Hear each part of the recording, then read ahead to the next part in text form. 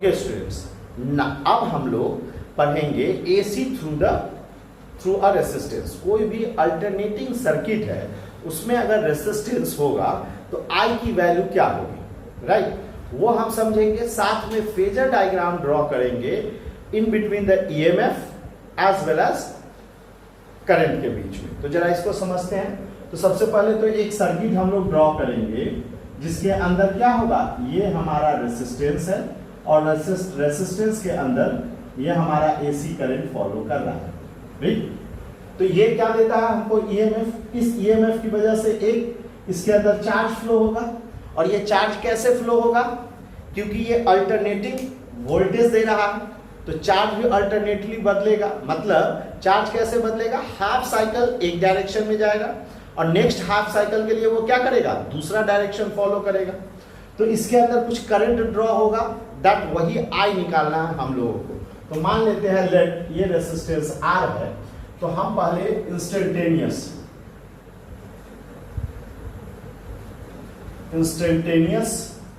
Voltage इन सीकेटी circuit के अंदर जा रहा है। वो क्या है भाई हमारा, E equal to E0 sine omega T. मतलब यहां पे E equal to E0 sine omega T. इतना क्या होगा, वोल्टेज इस सर्किट के अंदर जाएगा। तो रेसिस्टेंस, सो इसकी वजह से कितना करंट फ्लो होगा, I इक्वल टू कितना जाएगा भाई, तो E बाई आर, पोटेंशियल यानी voltage divided by resistance giving the are.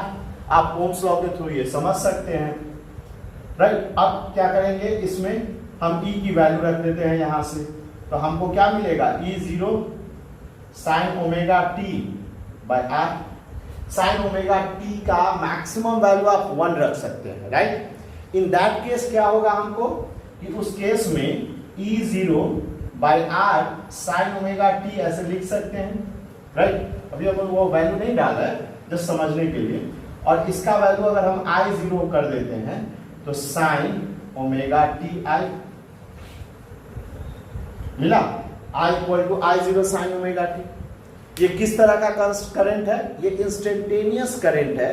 किसी पार्टिकुलर टाइम पे करंट इस सर्किट के अंदर या रेसिस्टेंस के अंदर कितना फ्लो होगा, I equal to I0 sine omega T. ये I0 क्या है, पीक वैल्यू है। और इसकी वैल्यू किस पे डिपेंड कर रही है, तो peak value I0 depends upon E0 by जो उसके अंदर का रेसिस्टेंस है। कब, जब साइन ओमेगा टी का मैक्सिमम वैल्यू हम 1 लेते हैं। तो हमको एक इक्वेशन मिला I0 sine omega T, right? और यहाँ पे E0 साइन ओमेगा टी। तो अगर हम एक डायग्राम ड्रॉ करेंगे जिसको हम लोग बोलते हैं phasor diagram, PH phasor diagram, ठीक है? फेजर डायग्राम ड्रॉ करेंगे तो किस तरह का डायग्राम होगा, जरा देखते हैं। डायग्राम बड़ा सिंपल होगा। एक ये हमारा y एक्सिस हो गया, ये क्या वैरी कर रहा है, E0 के लिए। E0 इस डायरेक्शन में इंक्रीज होगा। और ये हो गया हमारा टाइम t, राइट? तो क्या होगा, आप जरा देखिए, इसका ओमेगा टी है।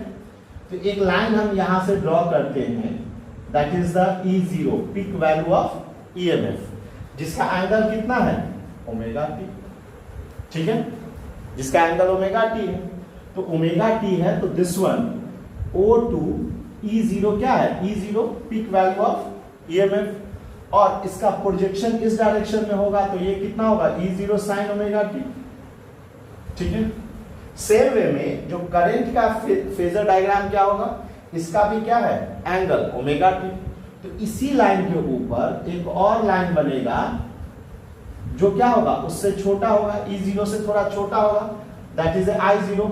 I0 is what, the peak value of current, क्योंकि इसका भी एंगल ओमेगा टी, इसका भी ओमेगा टी है, यानी फेज वैल्यू दोनों का सेम है।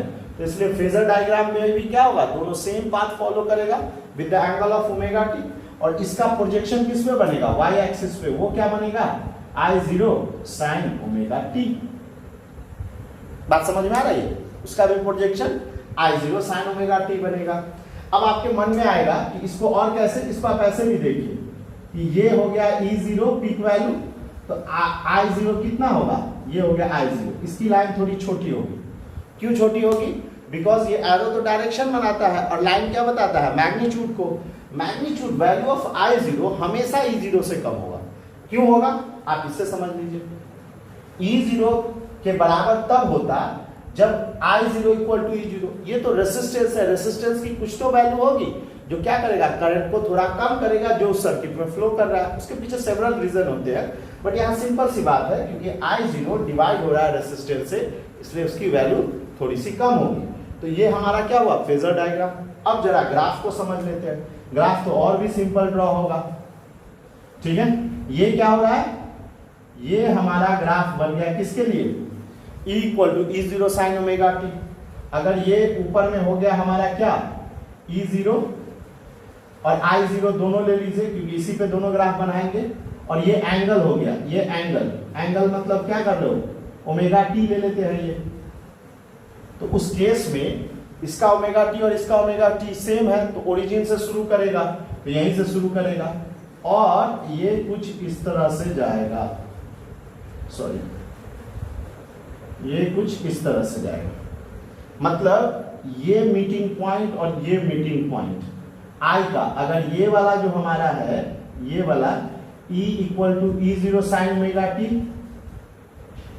का ग्राफ है और ये I equal to I0 sine omega T का ग्राफ है, तो दोनों का फ्रीक्वेंसी सेम है, दोनों की एंगल सेम है। इस वजह से क्या होता है कि इसका पीक वैल्यू जो है जिस टाइम पे होगा उसी समय इसका भी पीक वैल्यू होगा।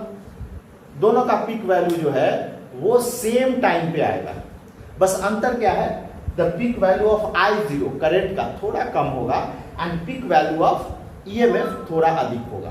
क्लियर है। बाकी दोनों का फेज सेम होगा, दोनों की एंगल सेम होगी बिकॉज यहाँ ओमेगा टी और यहाँ ओमेगा टी।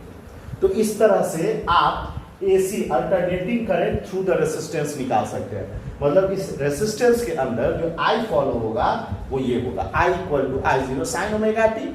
यहाँ पे I0 की वैल्यू क्या है, I0 की वैल्यू यहाँ दिया गया I equal to E0 by R।